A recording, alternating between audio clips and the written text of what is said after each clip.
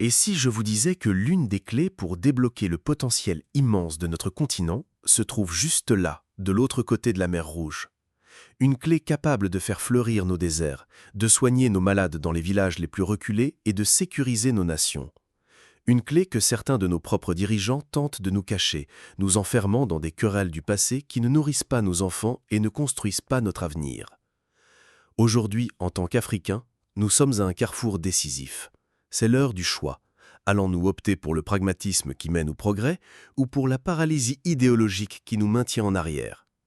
Au cœur de ce choix, il y a une nation, Israël. On nous dit que c'est un pays lointain, étranger à nos préoccupations, mais je vous invite à faire une chose simple. Regardons une carte. Israël n'est pas à l'autre bout du monde, c'est notre voisin. Il est le pont géographique et historique naturel entre l'Afrique et le Moyen-Orient. Sa position même lui donne toute la légitimité pour dialoguer avec nous et pour aspirer à rejoindre notre grande discussion continentale au sein de l'Union africaine. Pourtant, cette alliance évidente, ce partenariat stratégique, est aujourd'hui pris en otage. Une minorité de pays, au nom d'agendas qui servent souvent plus leurs propres alliances que l'intérêt général africain, a décidé de nous priver de cette opportunité en or. Alors voici quelques questions. Savez-vous qu'Israël a toujours voulu intégrer l'Union africaine? De quoi nous prive-t-on exactement? Quelles sont ces opportunités incroyables que l'on nous cache? Comment transformer nos terres arides en greniers pour le continent? Comment donner accès à l'eau potable à des millions de personnes? Comment armer nos jeunes avec les compétences de la Startup Nation pour qu'ils créent les emplois de demain, ici, en Afrique? Et comment bénéficier de l'expertise d'un pays qui a fait de la sécurité et de la résilience sa marque de fabrique? Si cette quête de vérité et de solutions pour notre continent vous intéresse, si vous en avez assez des discours qui ne mènent nulle part, alors je vous invite dès maintenant à faire deux choses simples. Abonnez-vous à cette chaîne pour ne manquer aucune de nos analyses et surtout, activez la cloche des notifications. Croyez-moi, vous ne voudrez pas manquer ce qui va suivre. Nous allons explorer l'histoire oubliée de l'âge d'or entre l'Afrique et Israël et comment cette amitié florissante a été brutalement trahie. Nous allons détailler point par point les technologies et les solutions concrètes qu'Israël propose dans l'agriculture, la santé et la sécurité, des solutions qui pourraient transformer nos vies. Alors installez-vous confortablement et restez avec nous jusqu'à la fin. Ce que vous allez découvrir aujourd'hui pourrait bien changer radicalement votre vision de l'Afrique et de son avenir. C'est parti! Les réponses à ces questions pourraient bien redéfinir l'avenir de notre continent. Pour comprendre l'immense opportunité que nous sabotons aujourd'hui, il faut remonter le temps. Il faut se souvenir d'une époque où la politique était guidée par l'espoir et le pragmatisme, et non par des dogmes importés. Il faut se souvenir de ce que l'on peut appeler, sans exagération, l'âge d'or oublié des relations Afrique-Israël. Imaginez la scène. Nous sommes dans les années 1960. Une vague d'indépendance et d'optimisme déferle sur notre continent. De jeunes nations africaines, fières et souveraines, se dressent pour la première fois sur la scène mondiale, avec une tâche immense devant elles: bâtir des économies, nourrir leur peuple, éduquer leurs enfants et construire un avenir. Dans cette quête, nous n'étions pas seuls. Une autre jeune nation, née à peine une décennie plus tôt dans des conditions extraordinairement difficiles, nous regardait avec une compréhension unique: Israël. Ce qui s'est noué à cette époque n'était pas une simple alliance diplomatique. C'était un partenariat naturel fondé sur trois piliers essentiels. Une expérience partagée. Israël, comme nous, était une nation post-coloniale, ayant secoué le mandat britannique, en pleine construction. Ils comprenaient nos défis, car ils étaient les leurs: transformer des terres arides, assurer la sécurité face à des voisins hostiles, intégrer des populations diverses et bâtir une institution à partir de rien. Il n'y avait pas de condescendance, mais une véritable empathie. L'absence de fardeau colonial. Contrairement aux anciennes puissances européennes, Israël est arrivé en Afrique sans le bagage toxique du colonialisme. Il ne venait pas en maître ou en patron, mais en partenaire. La relation n'était pas celle d'un donateur à un assisté, mais d'égal à égal entre deux peuples déterminés à forger leur propre destin. Des solutions concrètes et adaptées. Israël n'est pas venu avec des théories, mais avec des résultats. La révolution agricole. Des experts de l'agence de coopération israélienne, Machav, ont parcouru le continent, partageant les secrets qui leur avaient permis de faire fleurir le désert. Les techniques d'irrigation au goutte à goutte, la gestion de l'eau et les méthodes d'agriculture en zone aride ont commencé à transformer des paysages et des vies au Kenya, en Côte d'Ivoire, au Sénégal et ailleurs. Le transfert de compétences. Le partenariat ne se limitait pas à la technologie. Des milliers d'étudiants, d'ingénieurs, de médecins et d'agronomes africains ont été invités en Israël pour y être formés.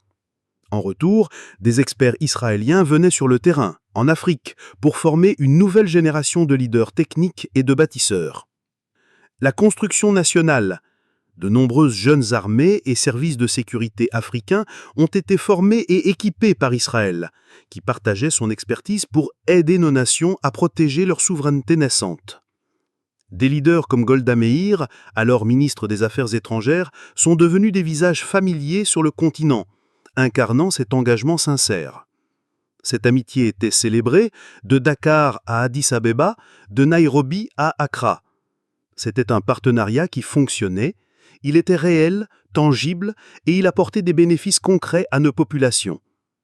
Et c'est précisément parce que cet âge d'or était si prometteur et si authentiquement africain que sa fin brutale, orchestrée de l'extérieur, fut une trahison si profonde de l'avenir de notre continent. L'âge d'or, si prometteur, fut brisé net. Le partenariat florissant qui construisait l'avenir de l'Afrique fut poignardé dans le dos, non pas à cause d'un échec de la relation elle-même, mais par une onde de choc venue de l'extérieur, la guerre du Kippour en octobre 1973. Ce qui s'est produit alors est l'un des chapitres les plus sombres de notre histoire diplomatique. C'est le récit d'une décision qui n'avait rien d'africain, une décision dictée par un chantage cynique qui a sacrifié le développement de nos peuples sur l'autel d'une guerre qui n'était pas la nôtre. La machine diplomatique du bloc arabo-soviétique, forte de son influence datant de la guerre froide, s'est mise en marche avec une efficacité redoutable, en utilisant un double levier pour forcer la main de l'Afrique. L'instrumentalisation de la solidarité. L'Égypte, en tant que membre fondateur de l'Organisation de l'Unité africaine, OUA, a habilement joué sur la corde sensible de la solidarité afro-arabe. L'argument était simple. Une nation sœur, l'Égypte, a été attaquée sur son sol africain, le Sinaï. L'Afrique doit se montrer unie et punir l'agresseur en rompant toute relation avec Israël. C'était un slogan puissant, mais qui masquait une terrible manipulation. Il exigeait de nous de sacrifier des partenariats vitaux pour le développement de toutes les autres nations africaines, au nom d'une solidarité à sens unique. 2. L'arme du pétrole, le chantage ultime. C'est ici que la pression est devenue un véritable ultimatum. La crise pétrolière de 1973, orchestrée par les pays arabes de l'OPEP, a mis les économies du monde entier à genoux. Pour nos jeunes nations africaines, non productrices de pétrole et entièrement dépendantes des importations, la menace était existentielle. Le message, à peine voilé, était brutal. Isolez Israël et nous pourrions envisager de vous fournir du pétrole à des prix préférentiels. Refusez et nous vous laissons faire face à la ruine économique. Face à un tel choix impossible, le pistolet économique sur la tempe, la grande majorité des dirigeants africains ont cédé. Ce ne fut pas une décision prise de gaieté de cœur pour la plupart, mais un choix fait sous la contrainte. Un par un, les pays ont rompu leurs relations diplomatiques. L'OUA a officialisé cette rupture, chassant son partenaire de développement le plus dynamique. Les conséquences furent immédiates et dévastatrices. Ce fut une véritable tragédie pour le développement d'Afrique. L'arrêt brutal du progrès. Du jour au lendemain, les experts israéliens qui apprenaient à nos agriculteurs à irriguer le désert ont dû plier bagages. Les projets de santé publique se sont arrêtés. Les programmes de formation pour nos ingénieurs et nos soldats ont été gelés. Le moteur de l'innovation que représentait Israël pour nous s'est tout simplement éteint. Des décennies de retard accumulés. Ce n'est pas seulement un arrêt momentané, c'est un retard de développement qui se chiffre en décennies. Pendant que le reste du monde profitait de la révolution technologique israélienne dans l'eau, l'agriculture et la haute technologie, l'Afrique était volontairement maintenue à l'écart, prisonnière d'une décision politique qui ne servait que les intérêts de puissances extérieures. Les promesses de pétrole bon marché se sont d'ailleurs révélées largement illusoires. ajoutant l'insulte à la blessure. Cette rupture de 1973 est la blessure originelle. Ce fut le moment où l'Afrique, sous la contrainte, a choisi la politique de la division plutôt que le pragmatisme du développement. Ce fut le moment où nous avons sacrifié nos propres intérêts sur l'autel d'un conflit lointain, privant ainsi une génération entière des fruits d'une amitié qui avait déjà prouvé sa valeur inestimable. C'est cette injustice historique, cette opportunité volée, que nous commençons à peine à réparer aujourd'hui face à ceux qui voudraient nous maintenir enfermés dans ce passé tragique. Pendant près de 50 ans, l'Afrique a erré dans un désert diplomatique, privée d'un de ses partenaires les plus naturels. Mais après des décennies de ce que l'on doit qu'appeler une anomalie historique, un éclair de lucidité, un acte de courage politique a percé l'obscurité. En juillet 2021, le président de la Commission de l'Union africaine, le Tchadien Moussa Faki Mahamat, a pris une décision qui aurait dû être applaudie sur tout le continent.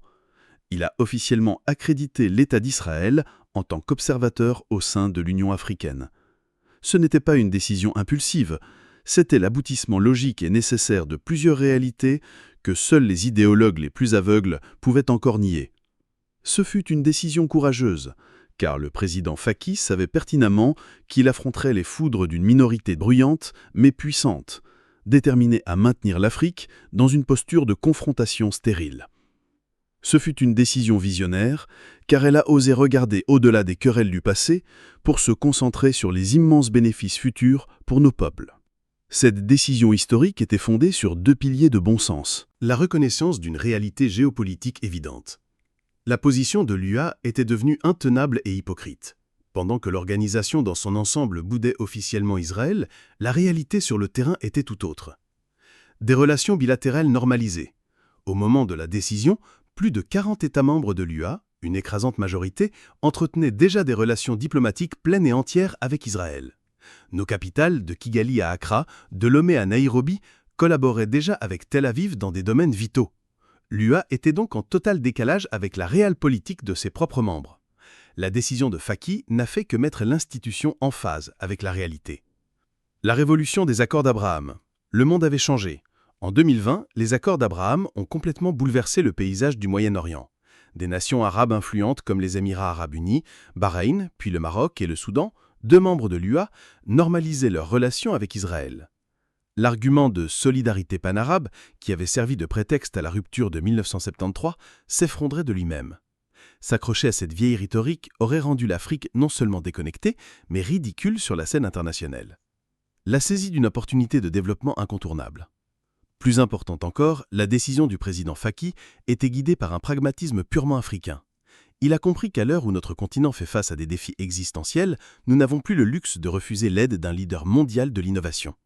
La réadmission d'Israël était une porte grande ouverte vers la sécurité alimentaire, un accès direct aux technologies de pointe en matière de gestion de l'eau et d'agriculture qui peuvent nourrir nos populations, la santé publique, un partenariat pour la télémédecine, les diagnostics rapides et la production de médicaments, la stabilité et la sécurité, une coopération renforcée en matière de lutte contre le terrorisme et de cybersécurité pour protéger nos citoyens et nos économies, la création d'emplois, une inspiration et un partenariat avec la Startup Nation pour catalyser l'innovation et l'entrepreneuriat chez nos jeunes. En agissant ainsi, Moussa Faki Mahamat n'a pas seulement corrigé une injustice vieille de 50 ans, il a envoyé un message puissant au monde.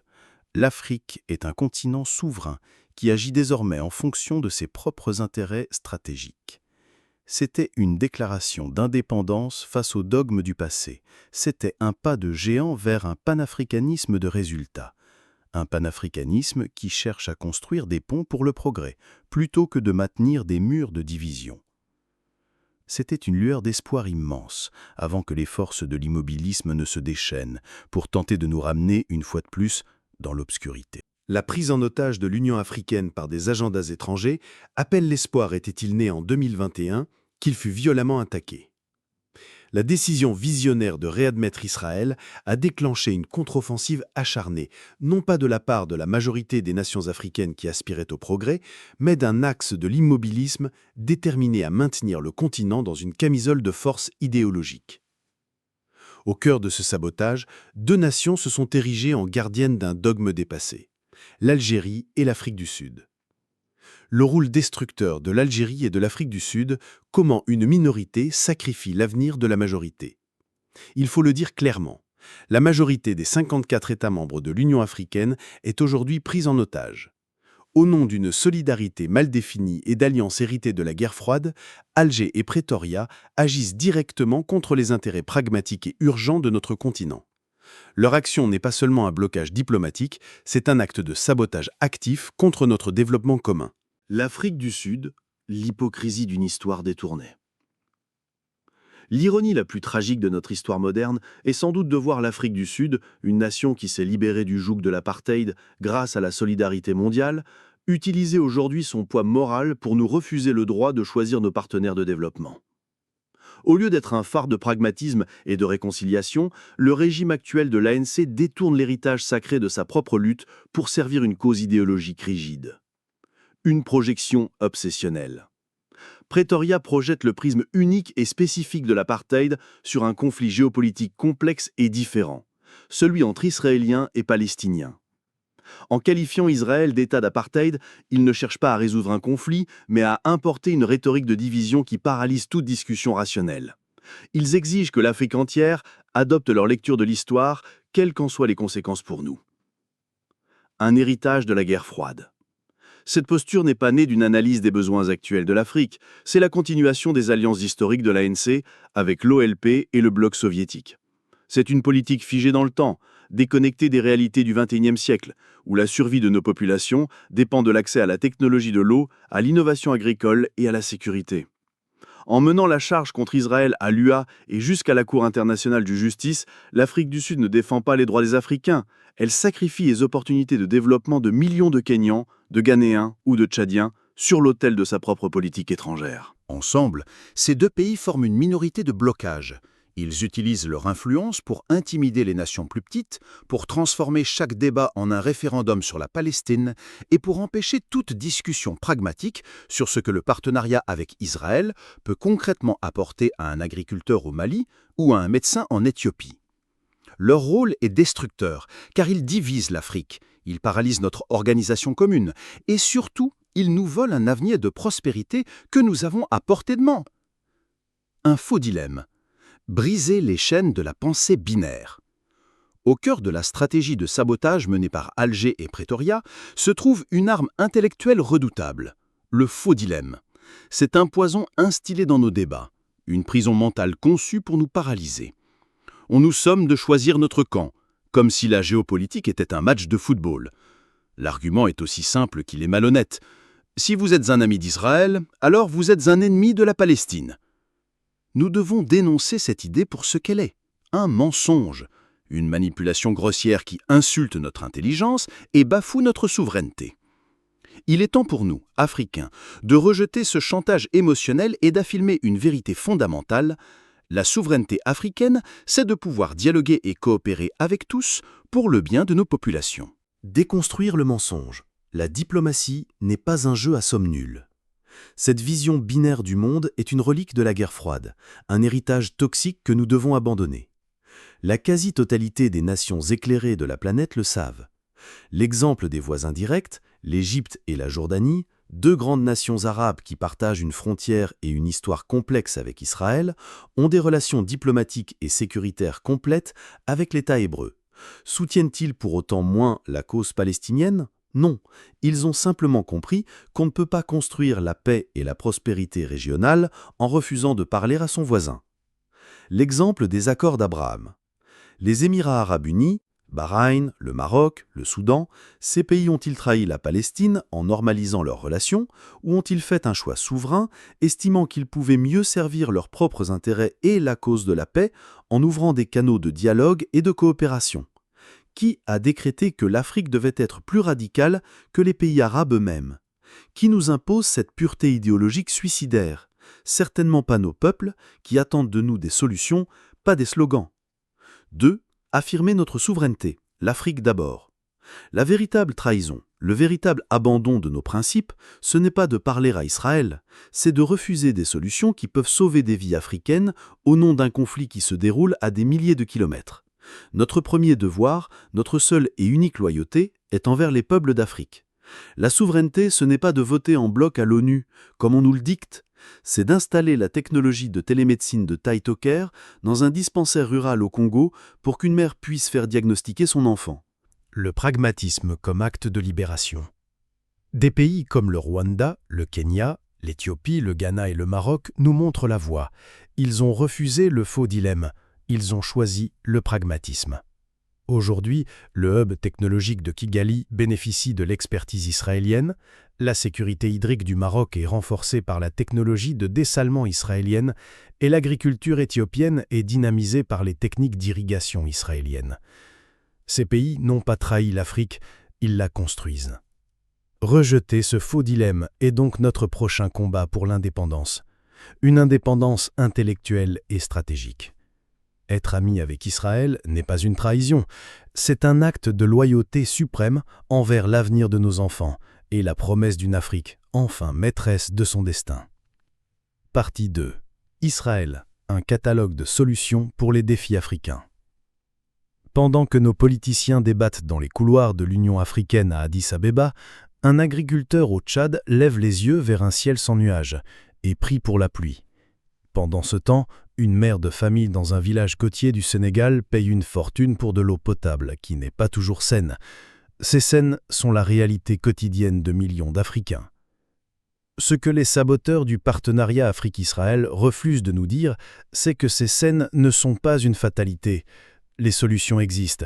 Elles ont été testées, perfectionnées et mises en œuvre avec un succès spectaculaire dans un laboratoire à ciel ouvert qui ressemble étrangement à nos régions les plus arides, Israël. Rejeter ce partenariat, ce n'est pas seulement un acte politique, c'est condamner nos peuples à la soif et à la faim, alors que les remèdes sont à portée de main. Révolutionner nos terres et assurer notre sécurité alimentaire.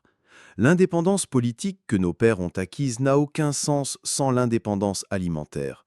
Or, aujourd'hui, notre continent, malgré ses terres immenses, est un importateur net de nourriture. C'est une honte et une vulnérabilité stratégique. La clé pour inverser cette tendance se trouve dans la maîtrise de notre ressource la plus précieuse et la plus capricieuse, l'eau. L'eau, c'est la vie. La révolution hydrique israélienne à notre porte. Israël est un pays composé à 60% de désert, avec des précipitations infimes. Pourtant, non seulement il est en situation d'autosuffisance hydrique, mais il est même devenu un exportateur net d'eau et de technologie de l'eau. C'est un véritable miracle technologique, et voici comment nous pouvons l'adapter. A. L'irrigation au goutte à goutte, faire fleurir le Sahel. C'est ici qu'intervient le premier miracle israélien, une invention qui a changé la face de l'agriculture mondiale, l'irrigation au goutte à goutte. Le concept, développé par l'entreprise israélienne Netafim, est d'une simplicité géniale. Au lieu d'inonder les champs et de perdre jusqu'à 50% de l'eau par évaporation ou ruissellement, on apporte l'eau et les nutriments directement aux racines des plantes, goutte par goutte. Les bénéfices pour l'Afrique sont colossaux. Une économie d'eau massive. On peut réduire la consommation d'eau de 70 à 90% par rapport aux méthodes traditionnelles. Une augmentation spectaculaire des rendements, des études montrent des augmentations de rendement de 50 à 100% pour certaines cultures. Cultiver n'importe où. Cette technologie permet de cultiver sur des sols pauvres, sablonneux ou salins, qui composent une grande partie de nos terres arides. Concrètement, qu'est-ce que cela signifie ? Cela signifie que nous avons la technologie pour faire fleurir le Sahel. Cela signifie qu'un agriculteur au Niger ou au Mali peut cesser de dépendre d'une saison des pluies incertaines et garantir ses récoltes, nourrir sa famille et vendre ses surplus. Des projets pilotes, notamment au Kenya, en Éthiopie et au Sénégal, ont déjà démontré l'efficacité spectaculaire de cette approche.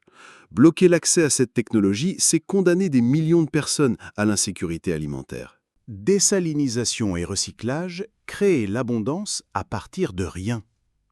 Mais Israël ne se contente pas d'économiser l'eau. Il la crée. Recyclage des eaux usées.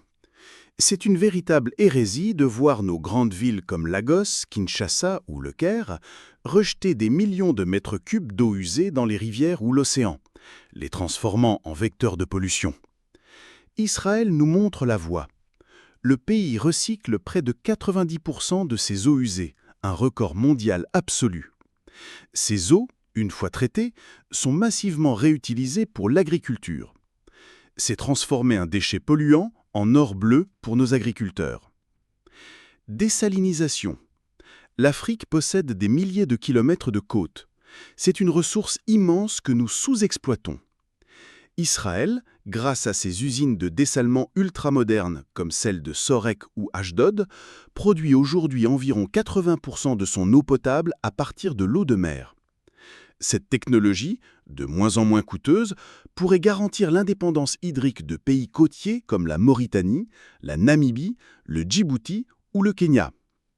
Pendant que certains nous parlent de boycott, Israël nous parle de pipelines qui apportent l'eau potable à des millions de personnes. Nouvelle rubrique. Créer de l'eau à partir de l'air, la frontière ultime. Et si même ces solutions ne suffisent pas pour nos régions enclavées et isolées? Israël a repoussé les limites de l'impossible avec une technologie qui relève de la magie, la production d'eau atmosphérique.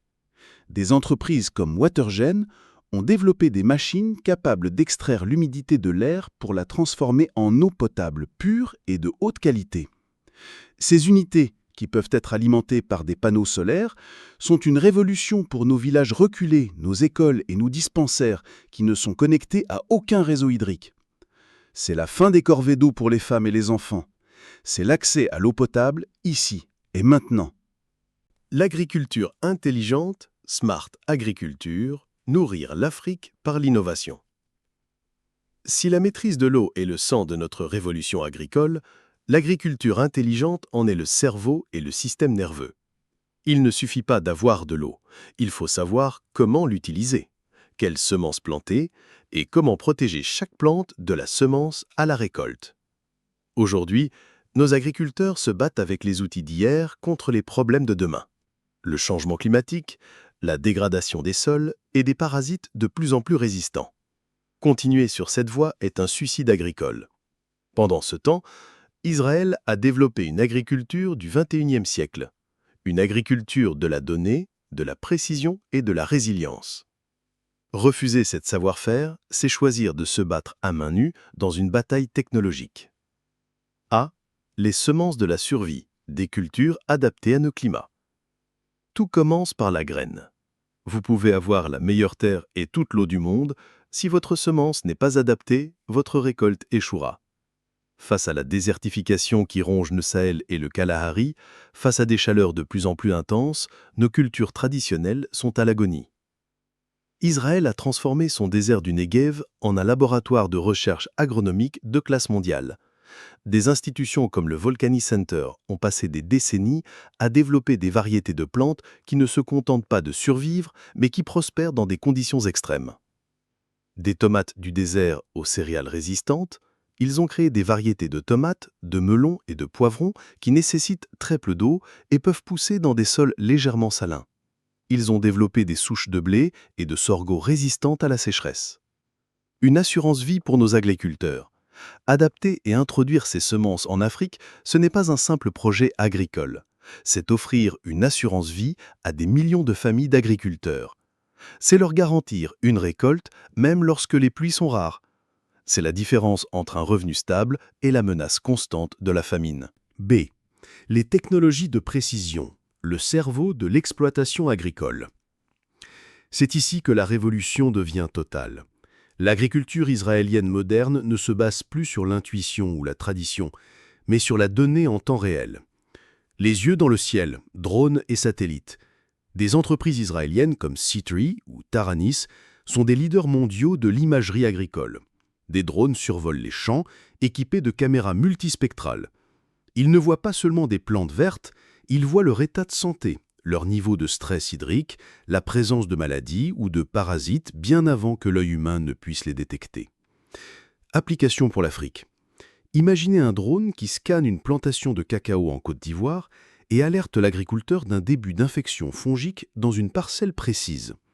Au lieu de pulvériser tout le champ avec des pesticides coûteux et polluants, il peut traiter de manière ciblée, souvent sa récolte et son argent. Les oreilles dans le sol, capteurs et IA. Des sociétés comme CropX ont développé des capteurs que l'on plante dans le sol. Ces capteurs analysent en temps réel l'humidité, la température et la salinité de la terre. Il communique ces données à une plateforme d'intelligence artificielle sur le cloud qui les croise avec les prévisions météo. Application pour l'Afrique. Le système envoie une notification sur le smartphone de l'agriculteur. Inutile d'irriguer aujourd'hui, le sol est suffisamment humide et il va pleuvoir demain. Ou la parcelle nord a besoin de 10% d'eau en plus. C'est la fin du gaspillage. C'est l'optimisation parfaite. Pendant que certains débattent de sémantique à l'UA, des capteurs israéliens pourraient sauver la récolte d'un village entier. La bataille d'après-récolte, mettre fin au scandale des pertes. C'est une tragédie silencieuse qui hante notre continent. Nous perdons entre 30 et 50% de ce que nous produisons après la récolte à cause du pourrissement, des insectes et de mauvaises conditions de stockage. C'est un scandale économique et moral. Là encore, l'innovation israélienne apporte des solutions simples et efficaces. Le stockage hermétique. Des innovations comme le Grain Cocoon, un sac de stockage hermétique géant, permettent de conserver les grains pendant des mois voire des années, sans aucune perte et sans utiliser de produits chimiques dangereux. Il protège les récoltes de l'humidité et des insectes, assurant à l'agriculteur qu'il pourra vendre sa production au meilleur prix quand il le décidera et non dans la panique après la récolte. En combinant des semences résilientes, une gestion de l'eau de pointe, une surveillance par les données et des solutions de stockage efficaces, nous avons la formule complète pour atteindre la souveraineté alimentaire. Chaque élément de cette chaîne est maîtrisé par l'expertise israélienne. Chaque refus de collaborer est un maillon que nous brisons dans notre propre chaîne de survie. L'élevage productif, mettre fin au scandale de la pauvreté pastorale. Pour des millions de nos frères et sœurs, des Peulhmus Sahel aux Maasai d'Afrique de l'Est, le bétail n'est pas juste un animal, c'est une banque, une assurance vie, un symbole de statut et une source de nourriture. Pourtant, nous faisons face à un scandale silencieux. Nos troupeaux, souvent nombreux, sont terriblement improductifs. Une vache qui donne à peine 1 ou 2 litres de lait par jour ne peut pas sortir une famille de la pauvreté. C'est une survie, pas une vie. Pendant que nos éleveurs luttent contre la sécheresse et les maladies avec des races ancestrales peu productives, Israël a créé une véritable révolution dans ses étables. Refuser de s'inspirer de leur modèle, c'est condamner des millions de pasteurs à un cycle de pauvreté sans fin. Le miracle de la super vache israélienne, une révolution pour le lait. Le point de départ est un chiffre qui devrait faire la une de tous les journaux africains. Une vache laitière israélienne, de la race Holstein israélienne, produit en moyenne 12 000 litres de lait par an. Mettons ce chiffre en perspective. La moyenne mondiale est d'environ 2200 litres. Pour beaucoup de nos races locales africaines, ce chiffre tombe à moins de 500 litres par an. Cela signifie qu'une seule vache en Israël produit autant que 24 de nos vaches traditionnelles. Ce n'est pas une simple amélioration, c'est une transformation radicale. Le secret, l'amélioration génétique intelligente. Ce n'est pas de la magie, c'est le résultat de 70 ans de sélection génétique rigoureuse. Les scientifiques israéliens n'ont pas seulement sélectionné les vaches pour leur haute production, ils les ont aussi sélectionnées pour leur résistance à la chaleur et aux maladies. Ils ont créé une super vache qui est non seulement une championne de la production, mais aussi une athlète capable de performer dans des climats difficiles très similaires aux nôtres. L'application pour l'Afrique, il ne s'agit pas d'importer massivement des vaches israéliennes, mais de lancer des programmes de croisement intelligents. En croisant nos races locales incroyablement résilientes, comme la Ndama ou la Boran, avec la semence de taureaux israéliens à haut rendement, nous pouvons créer une nouvelle génération de bétail africain qui combine le meilleur des deux mondes, la productivité israélienne et la résilience africaine. Le cerveau de l'étable, la technologie au service de l'éleveur. Mais l'expertise israélienne va bien au-delà de la génétique. Ils ont compris qu'une vache de compétition a besoin d'un management de compétition. Ils ont donc mis la technologie au cœur de l'étable. Des entreprises israéliennes comme Afimilk et SCR, maintenant Allflex, sont les leaders mondiaux de la gestion de troupeaux. Elles ont inventé les colliers intelligents. Chaque vache porte un collier électronique qui est bien plus qu'un simple identifiant. C'est un véritable moniteur de santé qui suit en temps réel son activité, son temps de rumination et sa température. L'intelligence artificielle de l'étable. Les données de ces colliers sont analysées par une IA. Si une vache commence à moins ruminer, le système alerte l'éleveur sur son smartphone, Attention, la vache 305 pourrait être malade bien avant que les symptômes ne soient visibles. Si une vache change de comportement, le système détecte le moment optimal pour l'insémination, augmentant drastiquement le taux de fertilité du troupeau. Transférer cette technologie en Afrique, c'est donner à nos éleveurs le pouvoir de l'anticipation. C'est passer d'un élevage de réaction, on soigne la vache quand elle est déjà malade, à un élevage de proaction. C'est moins de pertes, une meilleure reproduction et donc plus de revenus. La volaille, le modèle pour notre autosuffisance en protéines. La demande en protéines abordables explose dans nos villes en pleine croissance. Pourtant, nous apportons encore massivement du poulet. Israël, lui, est autosuffisant en viande de volaille, qui représente 70% de sa consommation de viande. Leur modèle repose sur des systèmes d'élevage intensifs, mais extrêmement bien gérés sur le plan sanitaire et nutritionnel. Ils ont perfectionné les techniques de biosécurité pour prévenir les épidémies et des systèmes d'alimentation et de ventilation automatisés qui garantissent une croissance optimale. Ce modèle est parfaitement transférable. En adoptant ces technologies et ces protocoles, nous pouvons bâtir une industrie avicole africaine robuste, créatrice d'emplois, qui garantira un accès à des protéines saines et abordables pour des millions de citadins. Pendant que nos dirigeants politisent l'accès à l'Union africaine, nos troupeaux dépérissent et nos peuples ont faim. L'expertise israélienne en élevage n'est pas une simple opportunité commerciale, c'est un chemin direct vers l'autonomisation de nos communautés rurales et la sécurité alimentaire de notre continent. Le refuser est une faute morale. L'or bleu d'Israël. Comment la maîtrise de la pisciculture du désert est une promesse éclatante pour l'avenir de l'Afrique. Des poissons de haute mer, savoureux et sains, élevés au cœur battant du désert. Une vision ? Non, une réalité éblouissante en Israël. La nation de l'innovation a transformé l'impossible en une industrie florissante, créant un modèle de pisciculture ultramoderne qui défie les climats les plus arides. Aujourd'hui, ce trésor de savoir-faire, cette performance spectaculaire, est prête à être partagée avec l'Afrique, ouvrant la voie à une révolution aquacole sans précédent sur le continent.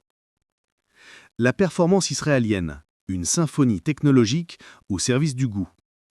Alors que le monde s'inquiète de l'épuisement des océans, Israël a pris une longueur d'avance en devenant un maître incontesté de l'aquaculture durable. Oubliez l'image traditionnelle des étangs breux. La pisciculture israélienne est une affaire de haute technologie, de précision et de rendement prodigieux. La production annuelle atteint des sommets, avec environ 20 000 tonnes de poissons de première qualité, générant un revenu brut de près de 70 millions de dollars pour ses fermiers. Le secret de ce succès ? Une fusion parfaite entre l'ingéniosité humaine et le respect de la nature. Israël a mis au point des méthodes d'élevage révolutionnaires, chacune étant une prouesse en soi. En s'associant à Israël, l'Afrique ne choisit pas seulement un partenaire technologique, elle choisit un modèle de résilience et de succès. Elle s'offre la possibilité de transformer à défi la sécurité alimentaire en une formidable opportunité de croissance économique et de développement durable. L'or bleu d'Israël est prêt à irriguer le futur prometteur de l'Afrique. L'Afrique, à l'aube de sa révolution bleue, un partenariat aux bénéfices immenses. Le potentiel aquacole de l'Afrique est gigantesque, mais sous-exploité. La coopération avec Israël n'est pas une simple opportunité, c'est un véritable accélérateur de futur, une promesse de transformer radicalement la filière poisson sur le continent. Voici les bénéfices concrets et immédiats pour l'Afrique. Une explosion de la production locale et la sécurité alimentaire. En adoptant les technologies israéliennes, les pays africains peuvent multiplier leur production de poissons, même dans les zones enclavées ou arides. Cela signifie un accès facilité à des protéines de haute qualité pour des millions de personnes, une réduction drastique de la dépendance aux importations coûteuses et un pas de géant vers l'autosuffisance alimentaire. La création d'une économie aquacole moderne et rentable. La mise en place de fermes piscicoles de pointe générera des milliers d'emplois qualifiés et bien rémunérés. Elle stimulera toute une chaîne de valeur, de la production d'aliments pour poissons à la transformation et la distribution, créant une nouvelle dynamique économique, notamment pour la jeunesse. Une gestion durable et intelligente des ressources en eau. Le savoir-faire israélien en matière de recyclage de l'eau est un cadeau inestimable pour un continent où l'eau est une ressource précieuse. Les systèmes en circuit fermé et l'aquaponie permettent de produire plus avec moins d'eau, tout en protégeant les écosystèmes. L'eau utilisée dans les fermes peut ensuite irriguer les cultures, fertilisant les terres et combattant la désertification. Un transfert de compétences pour une autonomie durable. Israël a une longue tradition de partage de son savoir-faire, notamment via son agence Machav. La coopération ne se limite pas aux ventes de technologies, mais inclut la formation d'experts, d'ingénieurs et de techniciens locaux. Des projets menés au Ghana, en Éthiopie ou avec des partenaires palestiniens ont déjà prouvé l'efficacité de cette approche qui vise à bâtir une expertise locale pérenne. L'aquaculture du désert, faire jaillir la vie de l'aridité. Au cœur du désert du Negev, là où la pluie se fait rare, des fermes piscicoles prospèrent. Le miracle s'explique par l'utilisation intelligente des vastes nappes d'eau saumâtres et géotherriques qui sommeillent sous le sable. Ces eaux pures, à une température constante idéale, permettent d'élever des espèces de prestige, comme le barramundi. Les rendements y sont jusqu'à 35 fois supérieurs à ceux des étangs conventionnels, et ce, avec un cycle de croissance 2 fois plus rapide. Les systèmes en circuit fermé, RAS, la révolution de l'eau recyclée. La technologie RAS est le joyau de la couronne israélienne. Ce sont des systèmes terrestres où l'eau est constamment purifiée, recyclée et enrichie en oxygène, créant un environnement parfaitement contrôlé pour les poissons. Cette méthode permet des augmentations de production de plus de 400%. Des entreprises comme Aquatech Fisheries produisent ainsi 2000 tonnes de barramundi par an avec une empreinte écologique quasi nulle. Les poissons sont garantis sans hormones, sans antibiotiques et sans contaminants. L'aquaponie, la symbiose parfaite entre poissons et végétaux. Pionnier de cette technique, Israël a développé des systèmes où les déjections des poissons, riches en nutriments, servent d'engrais naturels pour la culture de légumes et d'herbes. Les plantes, en retour, purifient l'eau pour les poissons. C'est un cycle vertueux, une double récolte, qui maximise chaque goutte d'eau et chaque nutriment, offrant à la fois des protéines et des produits maraîchers. Bâtir une Afrique en bonne santé et connectée. Un continent ne peut pas se développer si son peuple n'est pas en bonne santé, et si ses talents ne sont pas connectés. Aujourd'hui, l'Afrique souffre d'une double fracture, sanitaire et numérique. Un enfant dans un village reculé peut mourir d'une maladie parfaitement curable simplement parce qu'il n'y a pas de médecin spécialiste pour le diagnostiquer à temps. Un entrepreneur brillant peut voir son projet échouer faute d'un accès fiable à l'Internet. Cette double fracture n'est pas une fatalité. C'est un problème technologique. Et la nation qui est à la pointe de la résolution de ces deux problèmes simultanément, c'est Israël. Refuser ce partenariat, ce n'est pas seulement refuser des soins, c'est refuser l'accès au XXIe siècle. La santé pour tous, une révolution silencieuse à notre portée. Pour des millions de nos concitoyens, l'accès à un médecin spécialiste est un luxe inimaginable. La distance, le coût, le manque d'infrastructures transforment un problème de santé en une condamnation. L'innovation israélienne ne propose pas de simple amélioration, elle propose un changement de paradigme. A. Télémédecine et diagnostic à distance, le spécialiste dans chaque dispensaire. C'est peut-être la technologie la plus révolutionnaire pour le contexte africain. Imaginez une infirmière dans un dispensaire de brousse, à des centaines de kilomètres de la capitale, est face à un enfant avec une grave infection pulmonaire. Que fait-elle ? Grâce à la technologie israélienne, elle sort un kit, celui de l'entreprise Taïtouker par exemple. Ce qu'il contient, une caméra haute définition, un stéthoscope numérique, un otoscope, un thermomètre. L'infirmière, guidée par une application simple, examine l'enfant. En temps réel, à des milliers de kilomètres de là, un pédiatre à Tel Aviv, ou mieux encore dans un grand hôpital de Kinshasa ou de Nairobi, voit ce que l'infirmière voit, entend les battements du cœur et les sons des poumons de l'enfant comme s'il était dans la pièce. Il peut poser un diagnostic précis et prescrire le bon traitement immédiatement. Qu'est-ce que cela signifie concrètement ? Cela sauve des vies, c'est la fin du « va en ville, on verra ». Cela désengorge nos grands hôpitaux, cela renforce le pouvoir de nos infirmiers locaux. Ceci n'est pas de la science-fiction, c'est une réalité aujourd'hui. Pendant que certains politisent notre avenir, cette technologie pourrait déjà être en train de sauver des enfants africains. L'intelligence artificielle au service du diagnostic, voire l'invisible. L'expertise israélienne va encore plus loin. Que faire quand il faut interpréter un scanner ou une radio et qu'il n'y a pas de radiologue disponible? Des startups israéliennes comme Vis.ai ou Zebra Medical Vision, maintenant Nanox, ont développé des algorithmes d'intelligence artificielle qui peuvent analyser des images médicales en quelques secondes. L'IA qui sauve du temps et des vies. L'IA de Vis.ai peut détecter les signes d'un AVC sur un scanner cérébral et alerter immédiatement toute l'équipe de neurologues, leur faisant gagner des minutes cruciales qui font la différence entre la vie et une invalidité permanente. L'IA de Nanox peut identifier des tumeurs ou des fractures sur des radios avec une précision souvent supérieure à celle de l'œil humain. Application pour l'Afrique. Ces outils sont un multiplicateur de force pour nos systèmes de santé sous-équipés. Un technicien radio dans un hôpital de district peut envoyer son cliché sur une plateforme cloud et recevoir en quelques minutes une préanalyse de l'IA signalant les cas urgents à l'un des rares spécialistes disponibles dans le pays. C'est l'accès à des médicaments de qualité. Vaincre le fléau de la contrefaçon. Un bon diagnostic ne sert à rien sans un bon médicament. L'un des pires fléaux de notre continent est le marché des médicaments contrefaits qui tue des centaines de milliers de personnes chaque année. Israël abrite l'une des plus grandes entreprises pharmaceutiques au monde, Teva Pharmaceutical Industries. Teva n'est pas juste un géant, c'est le leader mondial des médicaments génériques. Qualité et abordabilité, les génériques sont des copies exactes des médicaments originaux, mais à une fraction du prix. Un partenariat stratégique avec Teva pourrait permettre à nos pays d'importer massivement des médicaments de haute qualité, sûrs et abordables pour traiter le diabète, l'hypertension, les infections. C'est la solution la plus directe et la plus efficace pour assécher le marché mortel de la contrefaçon. Mais comment faire fonctionner tout cela? La télémédecine, l'IA dans le cloud, dans des régions où même le réseau téléphonique est un luxe. C'est là que la seconde facette du génie israélien entre en jeu. La santé connectée a besoin de connectivité. Le satellite pour tous.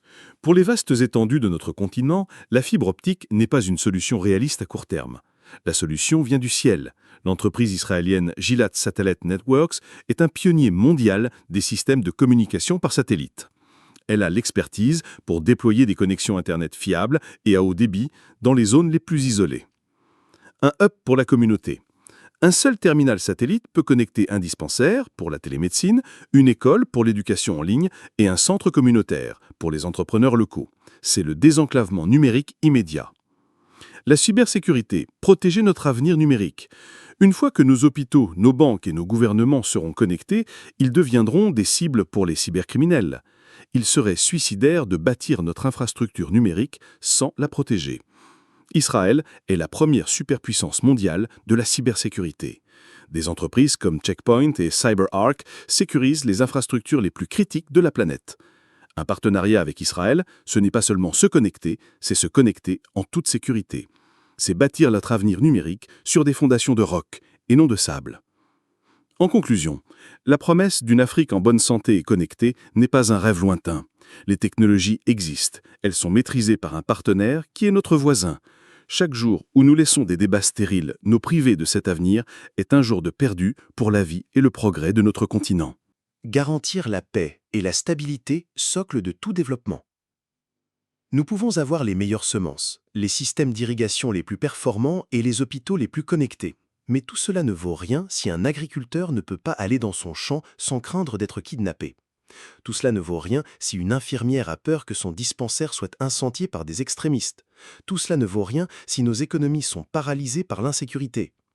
Le développement sans la sécurité, c'est une maison bâtie sur du sable. Et aujourd'hui, de vastes régions de notre continent, du Sahel au Mozambique, en passant par la Somalie, sont en proie au chaos semé par des groupes terroristes. Face à cette menace existentielle, certains de nos dirigeants, par pure posture idéologique, nous demandent de nous priver de l'expertise de la nation qui est, sans conteste, la plus expérimentée et la plus innovante au monde en matière de lutte contre le terrorisme. C'est plus qu'une erreur politique, c'est une irresponsabilité criminelle. Pourquoi l'expertise israélienne est-elle unique et inégalée? Avant de voir ce que nous pouvons obtenir, comprenons pourquoi le modèle israélien est si pertinent pour nous. Leur expertise n'est pas théorique, elle a été forgée dans le feu de la survie pendant 75 ans. Elle repose sur 3 piliers. 1. Une doctrine de l'anticipation. Israël ne se contente pas de réagir aux attaques, toute sa doctrine sécuritaire est basée sur le renseignement, la prévention et l'anticipation pour neutraliser la menace avant qu'elle ne frappe. 2. Une suprématie technologique. Face à la supériorité numérique de ses adversaires, Israël a toujours misé sur la supériorité technologique. C'est le cœur de la Startup Nation, l'innovation n'est pas un luxe, c'est une nécessité vitale. 3. Une approche à 360 degrés. La sécurité n'est pas seulement l'affaire de l'armée, c'est une approche globale qui intègre le renseignement, la sécurisation des frontières, la cybersécurité et la résilience de la population civile. Le nouveau champ de bataille, gagner la guerre numérique. La menace n'est plus seulement physique. Aujourd'hui, les terroristes utilisent Internet pour recruter et se financer. Les cybercriminels et des États hostiles peuvent attaquer nos banques, nos réseaux électriques et nos administrations. Le bouclier cybernétique israélien. Israël abrite plus de 400 startups spécialisées en cybersécurité, représentant 30% du marché mondial. Des entreprises comme Checkpoint et CyberArk sont des légendes du secteur. Application pour l'Afrique, un partenariat avec Israël, c'est former nos propres experts en cybersécurité, doter nos gouvernements d'outils pour protéger nos infrastructures critiques et garantir que notre transformation numérique ne devienne pas notre plus grande vulnérabilité. En définitive, refuser la coopération sécuritaire avec Israël au nom d'une posture politique, c'est faire un choix terrible. C'est choisir de laisser nos populations vulnérables. C'est dire à un village menacé par des extrémistes que la solidarité idéologique est plus importante que leur vie. Une Afrique forte et souveraine est une Afrique capable d'assurer sa propre sécurité. Et sur ce chemin, Israël est un allié stratégique et indispensable. Voilà donc le futur qui est à notre portée. Une Afrique qui fait fleurir ses déserts et qui maîtrise l'eau. Une Afrique où chaque enfant, même dans le village le plus reculé, a accès aux meilleurs diagnostics du monde. Une Afrique dont les troupeaux sont productifs et nourrissent nos peuples.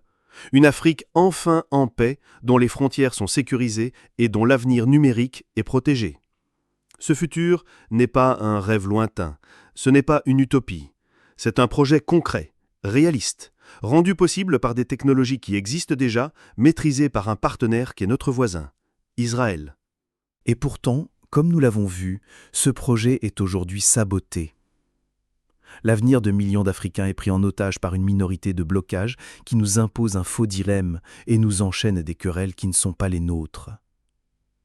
Le changement ne viendra pas seulement des palais présidentiels, il viendra de nous, de notre capacité à comprendre les enjeux, à refuser la manipulation et à exiger de nos dirigeants un panafricanisme de résultats, pas un panafricanisme de rhétorique. Le choix est simple, le progrès ou la paralysie.